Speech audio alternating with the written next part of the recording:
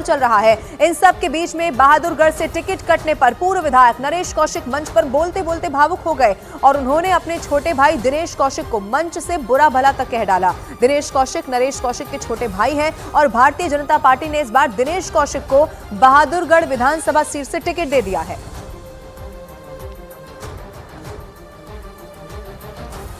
मेरे पास फोन नहीं कर लिया कि भाई मुझे टिकट मिल गई, छोटे भाई ने आशीर्वाद दे दे, तो मैं कहा जाऊं वो बताओ। आदरणीय साथियों, ये वो अहंकारी, मेरी बच्ची की शादी थी, एक लड़की मेरे भाई की थी, मेरे को शादी में सामने नहीं होने दिया। मेरी आत्मा दुख रही है, मैं जाऊं तो कहा जाऊं। मेरे परिवार की गरिमा इसने खत्म करने का काम किया है और एक साजिश कहता है विपक्षी दुश्मनों के साथ मिलकर परिवार की गरिमा भी खत्म की और अपना कैरियर भी खत्म कर लिया। लेकिन आदरणीय साथियों, मैं हिम्मत नहीं हारूंगा।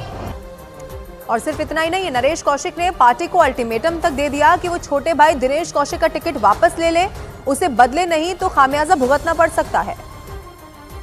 मैं पार्टी से सिर्फ एक ही बात कहता हूं, अगर पार्टी सीट को निकालना चाहती है तो जो स्वयं नेता उनके मुंह पर तमाचा मारकर इस टिकट को बदलने का काम करें।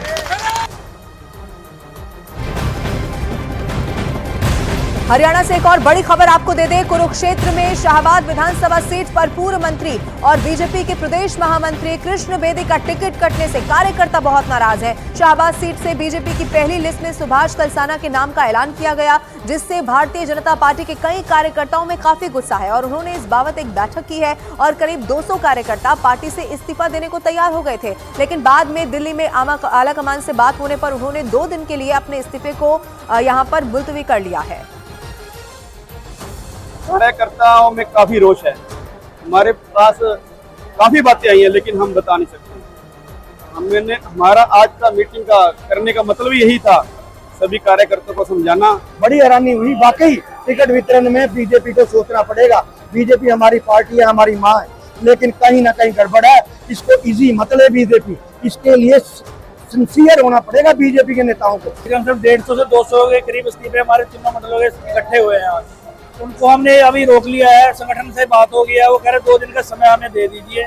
हमने 2 दिन के समय के लिए होल्ड कर दिया है, 1 मेंबरीय कमेटी गठित कर लिया है।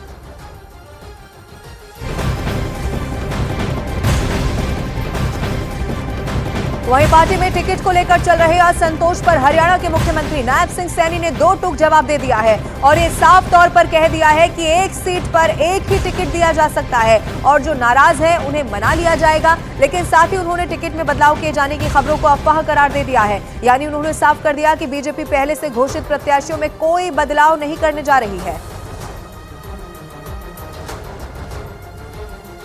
वो उन्होंने विरोध नहीं किया, गुस्सा है। हम गुस्से को शांत करेंगे ना। अभी एक को कमल का फूल मिलना था, सभी को तो नहीं हम उपलब्ध करा सकते, एक ही को दे सकते हैं, वो उनको भी पता है। परंतु सबकी इच्छाएं होती हैं और इच्छा तो एक ही की पूरी होगी। बदलाव किस बात का, किस बात का बदलाव? नहीं, ये किसने कहा?